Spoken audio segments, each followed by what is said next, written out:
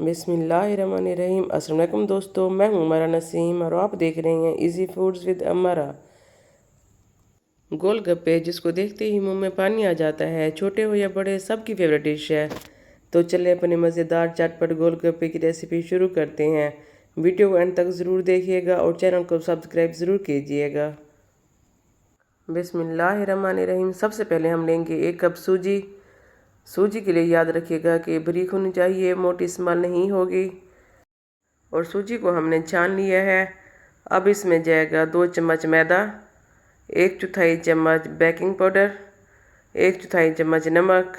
अब हमने इन सारी चीज़ों को अच्छे से मिक्स कर लेना है। मिक्स करने के बाद हम इसमें शामिल करेंगे पानी। पानी हमने इसमें नॉर्मल ही लेना है, नीम गर्म पानी इस्तेमाल नहीं होगा।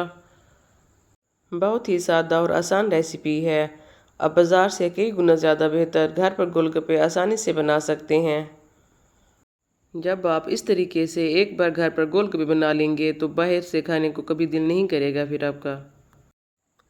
अब जी हमारी डो हो गई है तैयार। अब हम इसको आधे घंटे के लिए स्टे देंगे।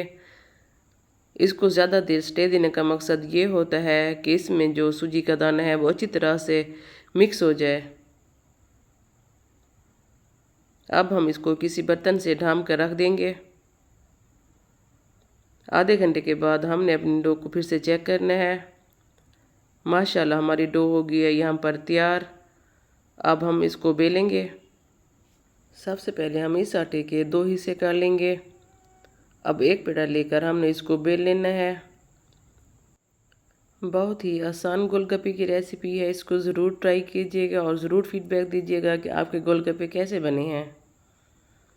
जैसा कि आप सब लोग जानते हैं कि मेरी कोशिश होती है कि आप लोगों के लिए ऐसी रेसिपीज़ लाऊं जो निहायत आसान और सादा हो और आपको बनाने में कोई भी मुश्किल पेश ना आए। यहाँ पर रोटी को हमने बहुत ज़्यादा बारीक बेलना है। जितना ज़्यादा बारीक बेलेंगे उतने ही ज़्यादा क्रिस्पी गोलगप्पे बनेंगे। अब हम इस तरह का कैप लेकर गोलगप्पे की कटाई करेंगे। अगर आपके पास कटर है तो कटर इस्तेमाल कर लें, नहीं तो इस तरह का कोई भी कैप इस्तेमाल कर सकते हैं।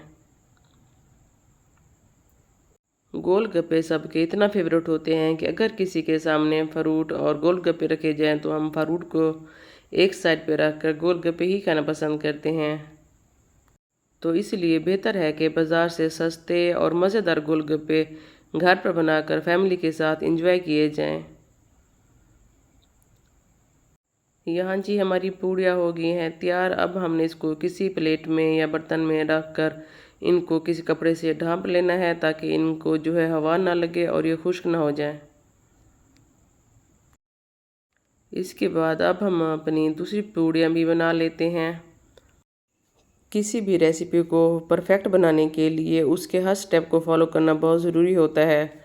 अगर कोई एक आध चीज़ भी स्किप हो जाए तो वो जो रेसिपी है वो कंप्लीट नहीं होती है, उसमें कोई ना कोई मिसिंग रह जाती है। अब जी एक कढ़ाई में कुकिंग ऑयल लेकर उसको हम लोगों ने फुल गर्म कर लेना है। इसके बाद हमने अपनी पूड़ियाँ बना लेनी है। यहाँ पर एक बात का ख़ास ख्याल रखिएगा कि पूड़ियाँ बनाते वक्त हमने फ्लेम जो है मीडियम रखनी है।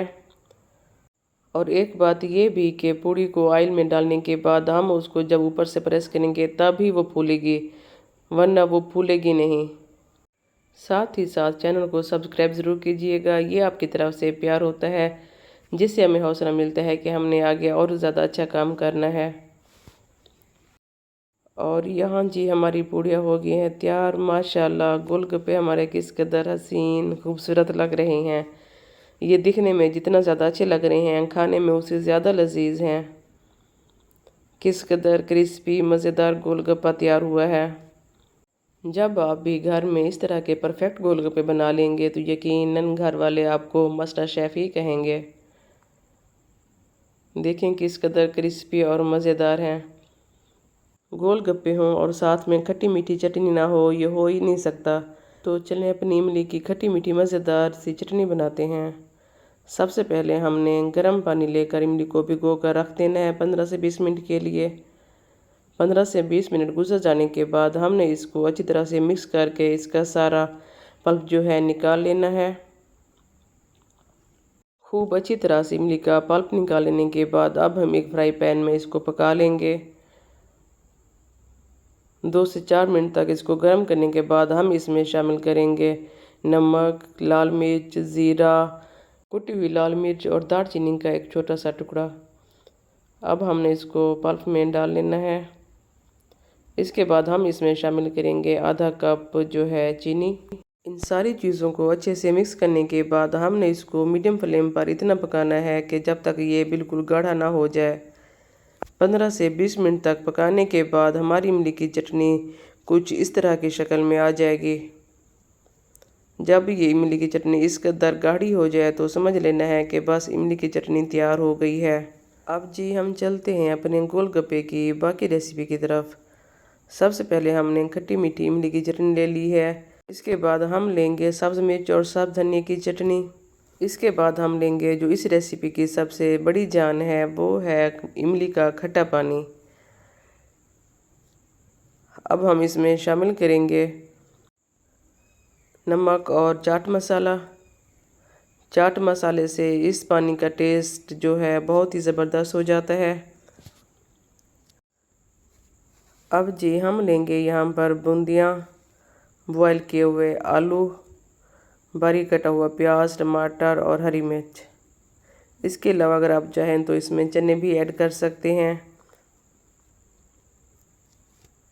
इन सब चीज़ों को हमने कर लेना है मिक्स ताकि गोलगप्पे की फिलिंग करते वक्त कोई मसला ना हो।